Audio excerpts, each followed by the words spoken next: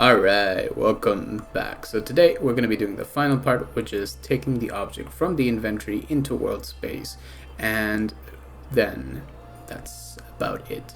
So for that effect, what we're going to be doing is the exact opposite of what we did with add, which is we take the object from the inventory and then we throw it out. Now for this type of function, what we're going to do is first we're going to get some stuff. So in our world space, we're going to go and get a garbage bag. In my case, I just use this arrow thingy, and it's basically we're throwing it out, and you could choose a garbage bag, that's up to you. Now the next thing I'm also going to do is go into our node references or our prefabs, and I'm going to make a clone of the object and leave the clone out in world space.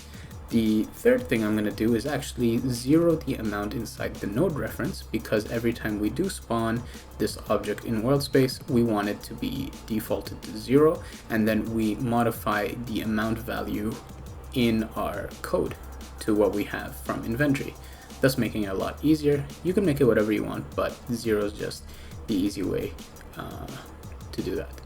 So with that done, we're going to go into our inventory GUI and we're going to add the throwaway, which is basically a widget sprite which we're going to add into the inventory. So first we're going to call reference the image, and then we're going to add it into our throwaway widget pointer. We're going to set it exactly the same with only one callback, which is the drag drop, and we're going to add it into our grid exactly the same way we added with all the other images before.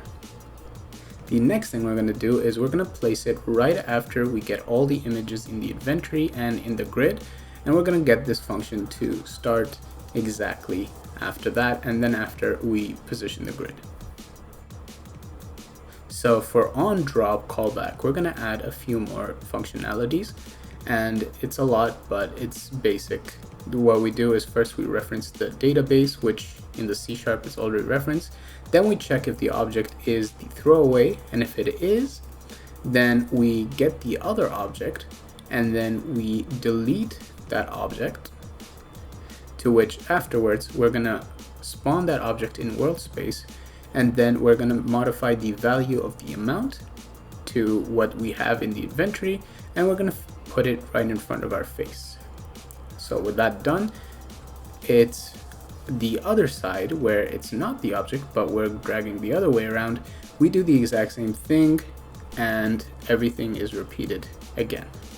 And then else is basically if it's not the throwaway, then we just swap like how we did before.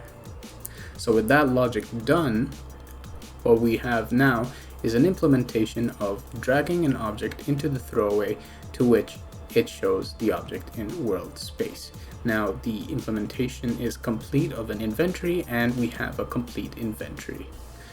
So with that all out of the way, I think we have space for more stuff. Let me know if I can do another in-depth tutorial on how to make something more advanced, or if you guys want something else, do tell me in the comments below. But until then, I think this is the end of the inventory, and I will see you guys next time.